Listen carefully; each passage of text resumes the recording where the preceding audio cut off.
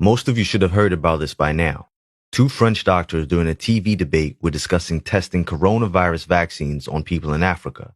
One of the doctors, Jean-Paul Mira, said they should do the study in Africa since there are no masks, no treatments, no resuscitation, just like as it is done elsewhere for some studies on AIDS. With over 1.2 million confirmed cases worldwide at the time of this recording, the African continent currently has the least cases of coronavirus in the world, 8,701, with the majority of the cases being in South Africa. So it seems asinine to recommend testing a vaccine in Africa when the majority of the cases are in Europe, Asia, and North America. It would make more sense to leave Africa alone. Test the vaccine on healthy people in their country. If they believe in their vaccine so much, why don't the doctors test it out on themselves since they're going to be face to face with infected people on a daily basis, instead of using African people as their guinea pigs? Some of you by now know my views on vaccinations. I personally am not for them. A couple of days ago, these same two doctors apologized after there was backlash from social media, including African celebrities. But with that being said, on Friday, the head of the country's task force against the pandemic, Jean-Jacques Muyembe of the Democratic Republic of Congo, said they are prepared to take part in testing of any future vaccine against the coronavirus. He said, "We've been chosen to conduct these tests.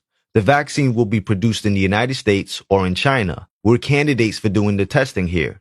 It's so sad when us as people globally can't learn from history, even when the information is clearly out there. Here's the clip of the two French doctors talking.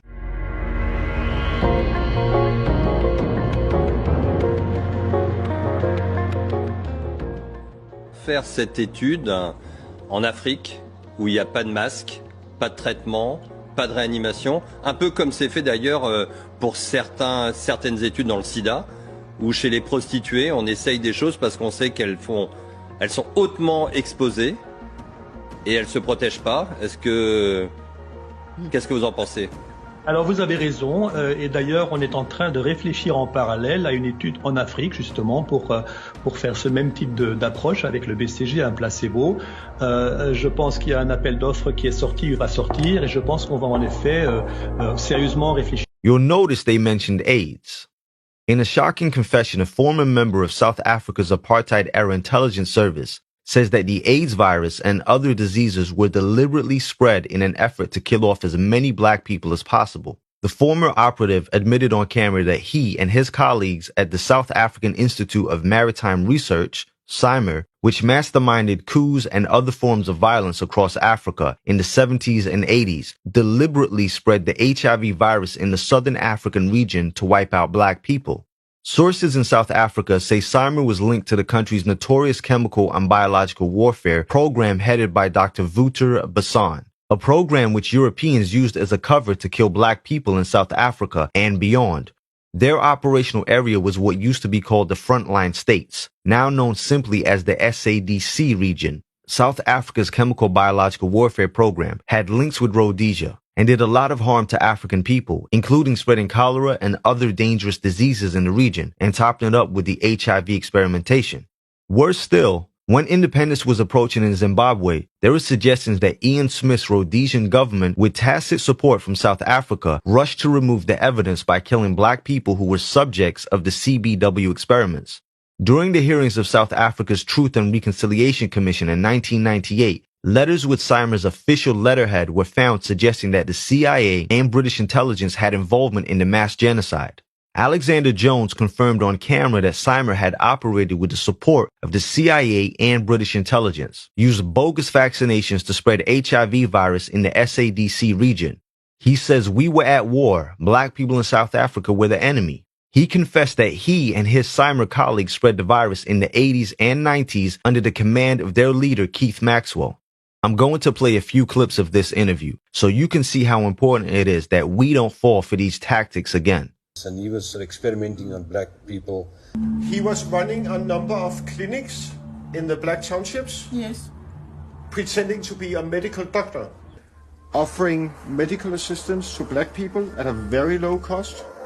And people we talked to tells us about how he was experimenting on black people. In the Congo, Maxwell ends up at a secret jungle laboratory funded and operated by the US Army. Here, research is being done into biological warfare and how to weaponize viruses.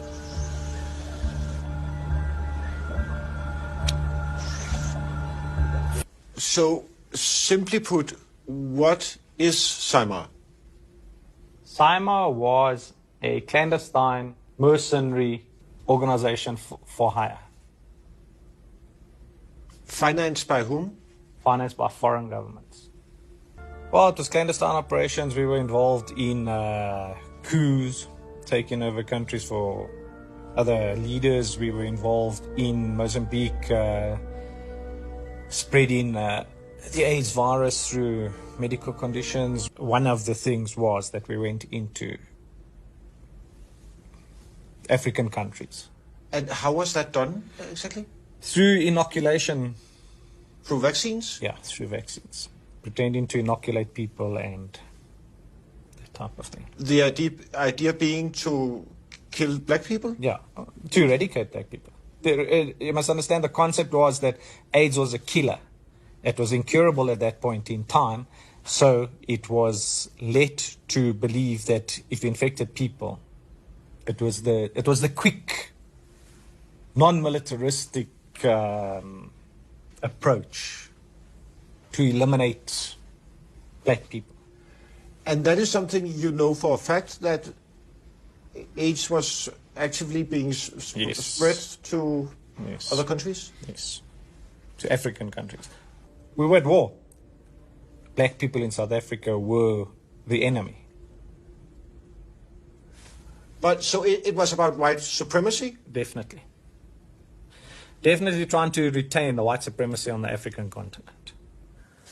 And furthermore, he tells us that the purpose of Maxwell's clinics in and around Johannesburg was to infect black people with HIV.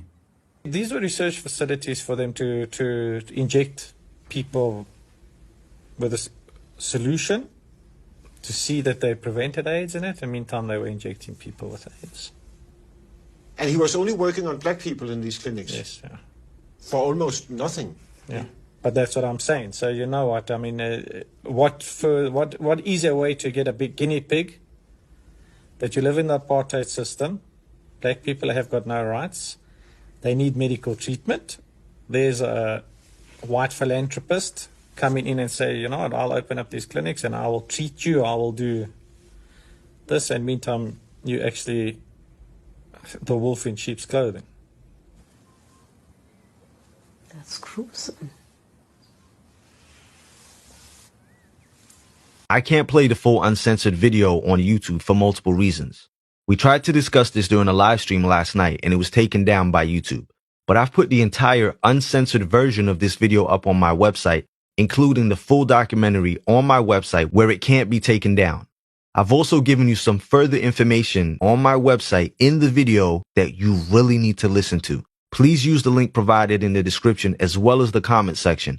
Peace, love, and coconut oil. Hey man, that's racist. Make sure you follow me on Instagram and Twitter at angel_IKYG. If you like the video, make sure to share and definitely don't forget to subscribe. Click that bell so that you always get notifications whenever I post a video and you never miss an update. Also, check out my website, www.ikyg.com. Check out any projects that I might have going on, coaching sessions, Angel's Thoughts, Angel's videos, any events that might be happening. Make sure to utilize the Black Money section of the website. Advertise your business absolutely free to people that look like you. Free forever. And as always, all the links will be in the description. Peace, love, and coconut oil.